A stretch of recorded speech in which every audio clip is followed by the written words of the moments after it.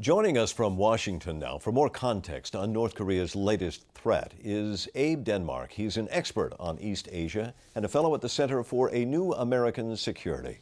Abe, thanks very much for being with us. How likely is it that either the United States or South Korea will stop and board North Korean ships anytime soon? Well, if we get indications that there is a North Korean ship or plane with suspected cargo, we would be obligated under PSI, the Proliferation Security Initiative, to interdict that ship and inspect its cargo. And if that were to happen, how would the North Koreans likely respond? Well, it's difficult to say, actually.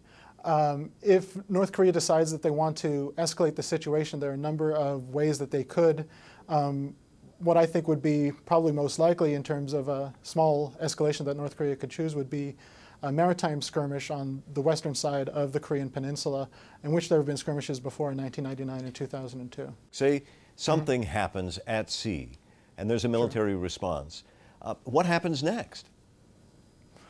Well, what happens next is really up to our allies in the south and into the north. If the north decides they want to escalate further, I think that they would quickly find that they're on a path that's definitely not in their interest.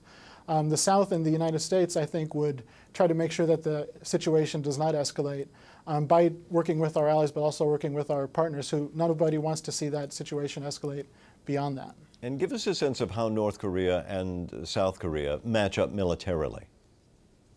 Well, militarily, the North Koreans qualitatively are very poor. Most of their equipment is very outdated. Most of their aircraft, for example, date back to the 1950s and 60s.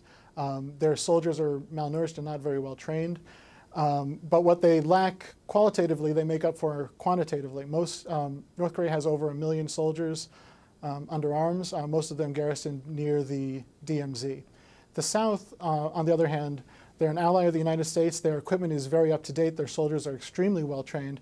They have over 500,000 troops, and they would, their troops, while they would have trouble with the, my analysis, of course, while they would have trouble with the original, just the mass of the North Korean army, if a large-scale confrontation were to occur, they would be able to quickly overcome that, and it would be signify the end of the North Korean regime if they were to go down that road. Right. Where does China fit in on all of this, and how much influence are they likely to put out? Well, China is North Korea's closest ally, sometimes its only ally, and China has a large economic relationship with North Korea. North Korea's primary economic activity is done through China.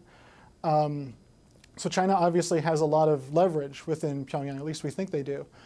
In the past, they have demonstrated the willingness to, for short times, cut off aid in terms of oil, in terms of food, but that aid was quickly turned back on. China is also primarily concerned on making sure that North Korea doesn't collapse.